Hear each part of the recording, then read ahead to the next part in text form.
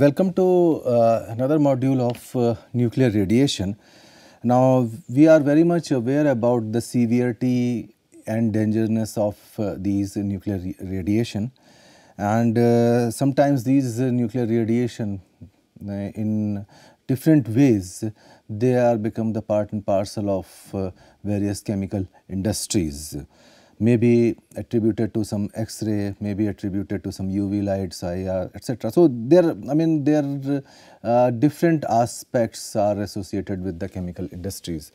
So before we start with the gravity of this nuclear radiation, let us have a look about the basic definition. So as the startup that includes the radiation term. So first thing is that radiation. Now, what is radiation? So, radiation is a transmission of energy through space or a material away from a source like electromagnetic waves, cosmic waves and sound waves. So, we know that all radiations are harmful for living body. The effect of a particular radiation can be understood by first examining its effect on atom, the basic building block of a particular matter.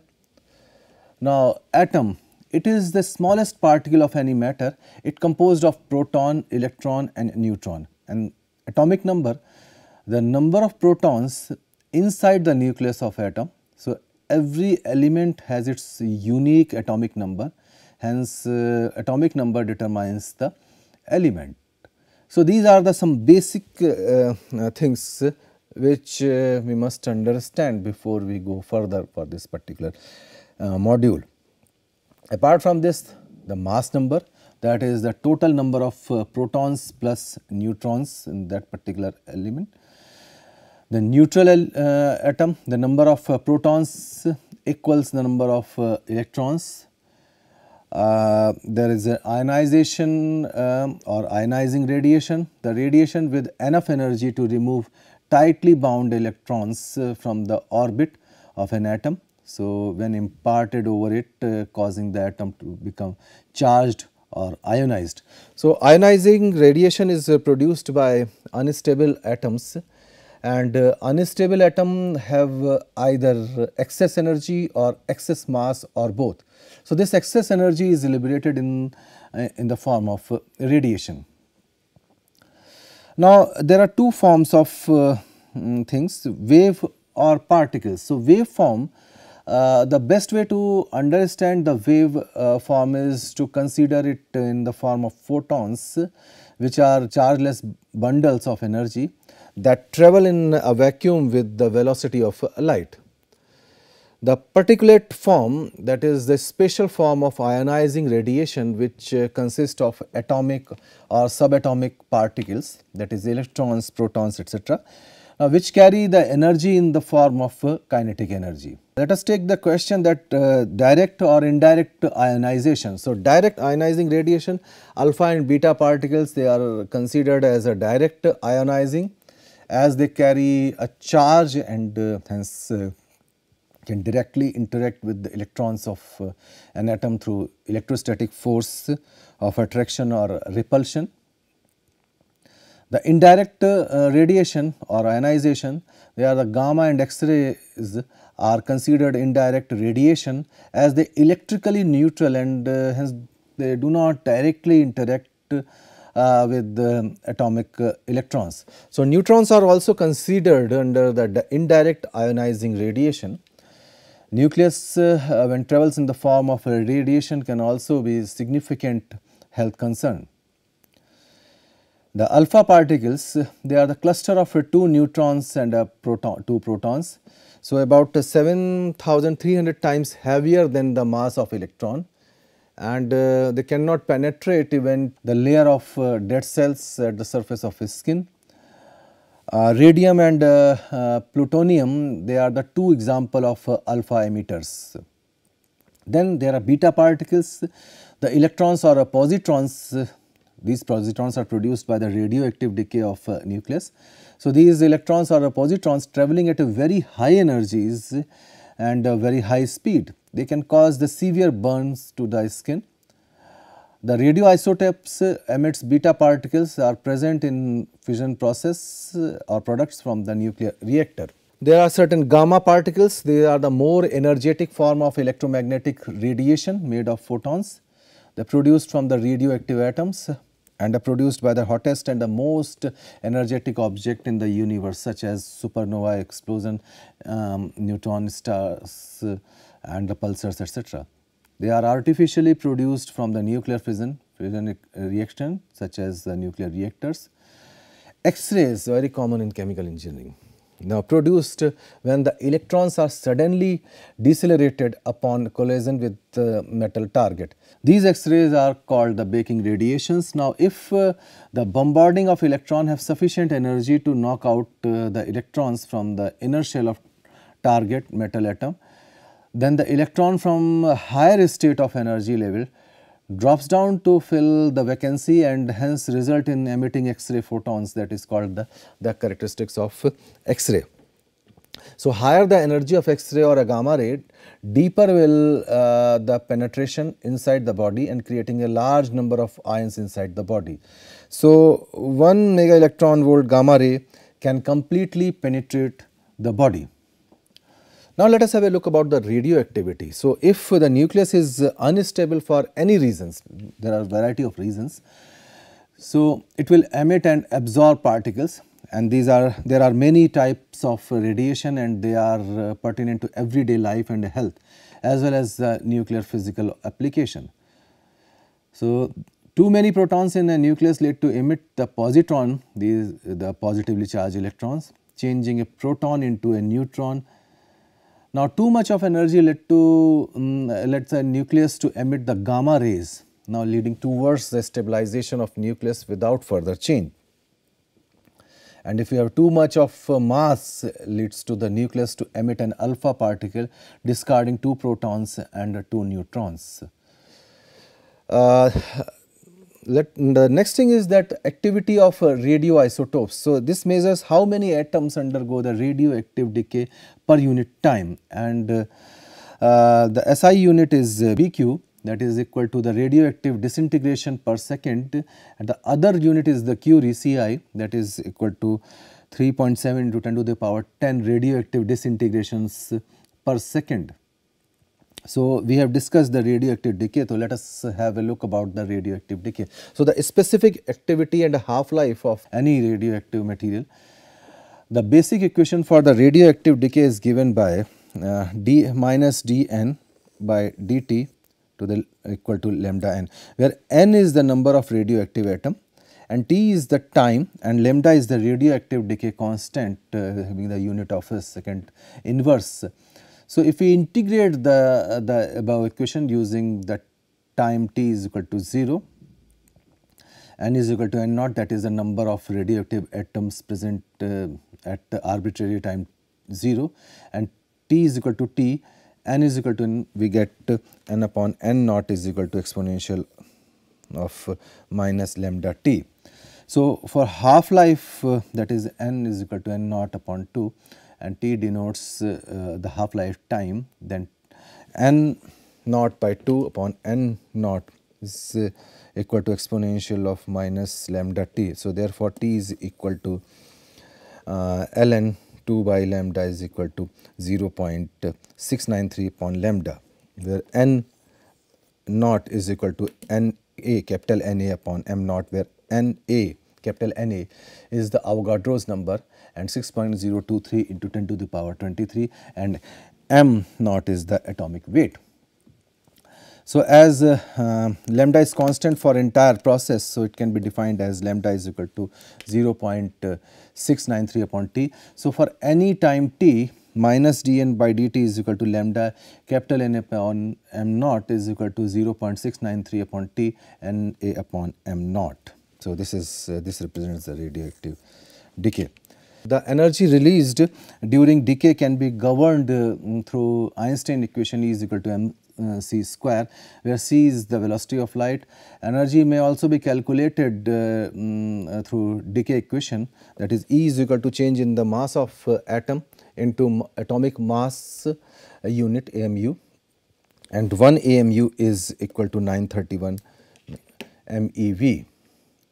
So, let us take an example of a reaction that is this PO 9210 lead and helium. This atomic mass balance equation can be calculated by the left hand side. This is the atomic mass 210 and the right hand side 206, and this is having 4 helium. So, for right hand side it is 210.0838 and the total mass loss is 0.011. Therefore, energy is equal to 931 into 0.11 is equal to 10.3 MeV. Now, let us have a discussion about the effect on living organism. Now, ionizing radiation in a smaller amount does not pose any significant effect over the human body. Now, sufficient dose per unit mass is the key factor, that is dose versus response. So, for significant biological effect, energy absorbed per unit mass of the body with which the radiation is interacting, this must be determined. So, SI unit for the absorbed dose is equal to Gray, Gy is equal to 1 joule per kilogram mass. The older unit, this is the rad, which stands for radiation absorbed dose, and that is there is a correlation factor between the Gray and rad. This is equal to 1 Gy is equal to 100 rad. So, biologically equivalent dose. Now, these effects does not only depends on the amount of the absorbed dose, but also on the intensity of the ionization in living cell caused by the different type of radiations. So, neutron, proton and alpha radiation then can pose 5 to 20 times more harm than the same amount of the absorbed dose of beta or gamma radiation. So, the SI unit of this particular is sievert, SV. The other unit is REM, that is Roentgen equivalent man. Now, Roentgen who invented the X-ray. So, 1 SV is equal to 100 REM. Now, the living tissue is made up of molecules, which is a combination of a different type of atoms. The functioning of a molecule depends upon the composition as well as the structure of atoms. The ionizing radiation has sufficient energy to change to alter the chemical bonds inside such molecules, which results to damage the tissues. Exposure, this is measured in Roentgen R, the amount of X-ray or gamma radiation that produces ionization resulting in 1 electrostatic unit of charge, that in 1 centimeter square of dry air.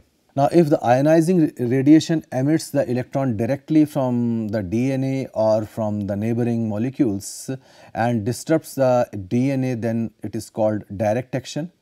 Now, if the electron strikes the ordinary water molecule, which results to produce the free radical, a free radical interacts with other molecules very fast and may lead to disrupt the crucial DNA molecule. Now, this is termed as indirect action. So, the fatal dose in this particular case is 600 R. Now, there are certain acute somatic effect. So, when a person is actually exposed, the relative immediate effect has been observed. Now, the severity depends on dose and the type of a radiation. Death usually results from damage to bone marrow or intestinal wall. The acute radiodermatitis is common in radiotherapy. Chronic cases occur mostly in various industries. Now, this is the table reflects the acute dose effects. So, if it is in the range of 0 to 25, no observable effect. If 25 to 50 R, the minor temporary blood changes. 50 to 100 R, the possible nausea and vomiting and reduced white blood cells. 150 to 300 R, increased severity of these type of activities and diarrhea, loss of appetite, etc. 300 to 500 R, increased severity of this above listing, hormonal changing, depilation, sometimes death may occur. and if it is greater than 500 R, the symptoms appear immediately and then death has to occur. So, it is extremely dangerous. Now, let us have a discussion about the delayed somatic effect and genetic disorders. So, delayed effect includes cancer, leukemia, cataracts, life shortening from organ failure, miscarriage, etc. Now, these effects does not depends upon the threshold for a radiation, but depends upon the doses. The genetic effects are irreversible and are always harmful for the patient. Now, there are critical organs which are enlisted for this type of activity, that is the lymphocytes, bone marrow, gastrointestinal, gonads and other fast growing cells. Now, thyroid gland is considered critical as many nucleides concentrates in such particular gland. The radiation emergencies, the scale and type of radiological and nuclear emergencies may ranges from an isolated occupational or a medical overexposure of a person to a major catastrophe with the global dimensions. Now, regardless the scale or a cause of an accident, there is a common denominator, that is human health. So, International Health Regulation 2005 include its scope radionuclear hazards, and countries should meet the core national capacities requirement for the response to radiation emergency. Now, the public health sector must be prepared to respond and to provide the medical care of the injured. There are OSHA limits. For the whole body limit is 1.25 rem per quarter or 5 rem or 5 MSV per year. Hands and feet limit 18.75 rem per quarter. Skin of whole body limit 7.5 rem per quarter. Total life accumulation 5 into n minus 18 rem, where n is equal to age. So, can have 3 rem per quarter if total life accumulation not exceeded. Now, this particular table reflects the maximum permissible dose equivalent for occupational exposure.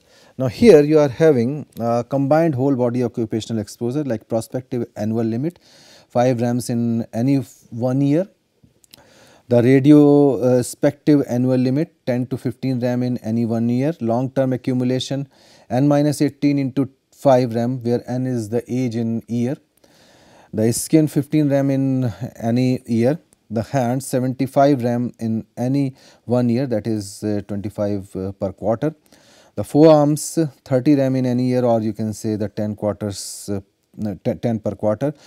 The fertile woman with respect to the fetus 0.5 ram in the gestation period, and the population dose limits are 0.17 ram average per year. There are certain community emergency radiation. So, radiation above background, that is 0.01 to 0.02 meter ram per hour, signifies the possible presence which must be monitored. So, radiation above 2 milliram per hour indicates the potential hazard, and evacuate site until controlled is always advisable under such scenario. Now, there are different type of nuclear reactors and the principal type of reactors we are going to discuss in this particular slide. There are gas cooled reactors like Magnox Reactor, advanced gas cooled reactors, high temperature gas cooled reactors. There are certain heavy water reactors like CANDU reactors, steam generating reactors. There are fast breeder reactors. There are certain lightweight reactors, those who are pressurized water reactors and boiling water reactors.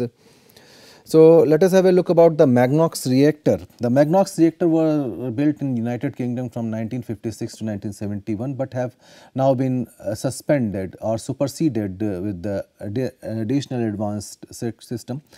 The Magnox Reactor is named after the magnesium alloy used to encase the fuel, which is a natural uranium metal. Fuel element consisting of a fuel rod encased in Magnox can are loaded into the vertical channels in a core constructed of a graphite blocks. These further channels, they contain the control rods like strong neutron absorbers which can be inserted or withdrawn from the core to adjust the rate of fission process and therefore the heat output. So, the whole assembly is cooled by blowing carbon dioxide gas pass into the fuel cans, which are specially designed to enhance the heat transfer.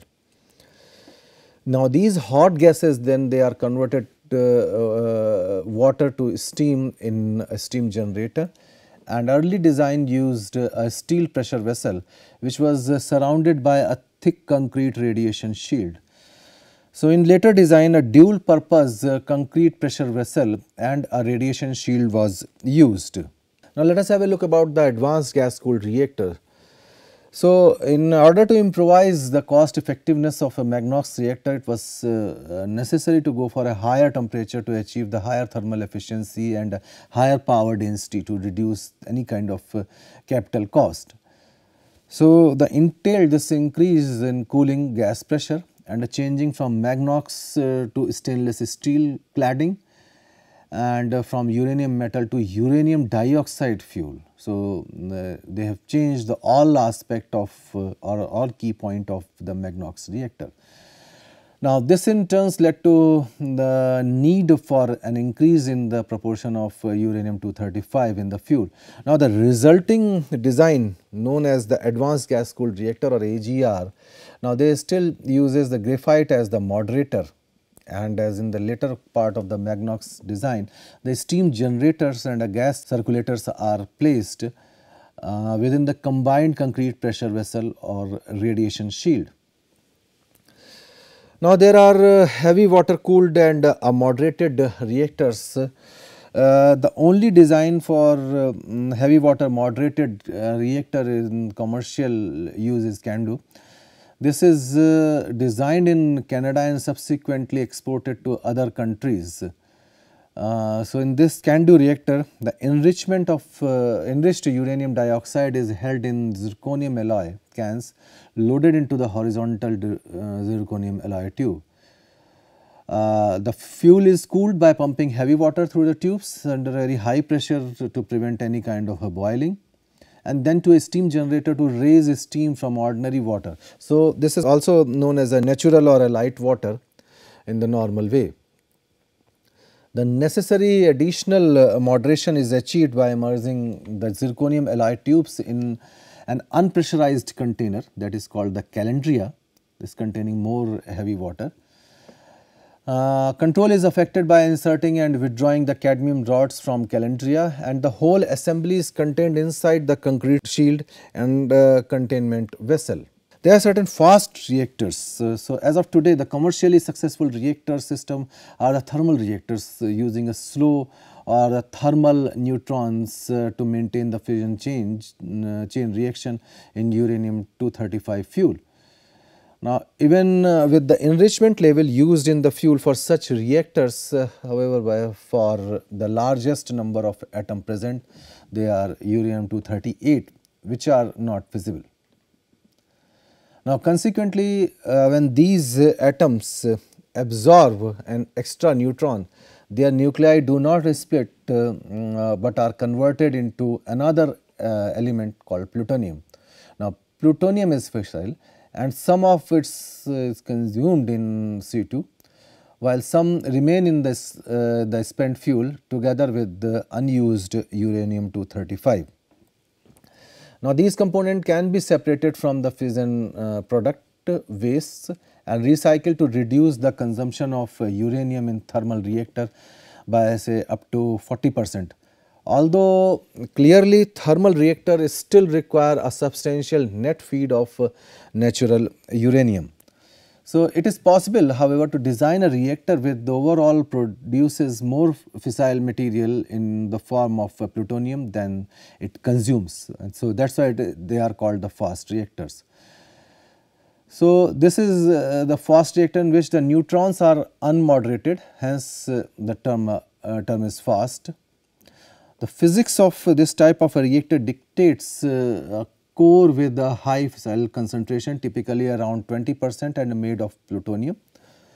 Now, in order to make it breed, The active core is surrounded by the material that is largely uranium-235 left over from the thermal reactor enrichment process.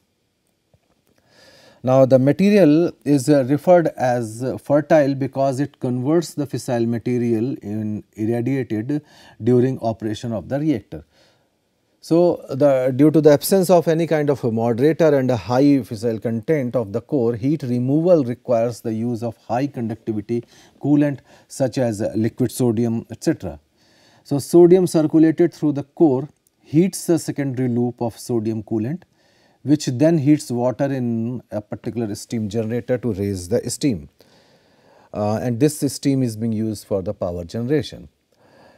Now, let us take the assessment of nuclear hazard. So, nuclear industries has for long use made of probabilistic risk assessment technique to ensure that the hazard must be identified. Considerable effect is devoted to the treatment of the accident sequence and scenarios, and there are a number of natural and man-made threats which may hazard nuclear plants such as explosion, hydrogen fuel explosion, earthquakes, etc. So, when sufficient information is not available, resort may be had to the use of expert judgment, and it may be used to obtain the failure and event rates or the formulation of accident sequences. So, as nuclear power plant operates under the computer controlled, quality assurance of software and hardware is essential. While doing event tree analysis and a fault tree analysis for conducting probabilistic risk assessment, the estimation of human error is very important.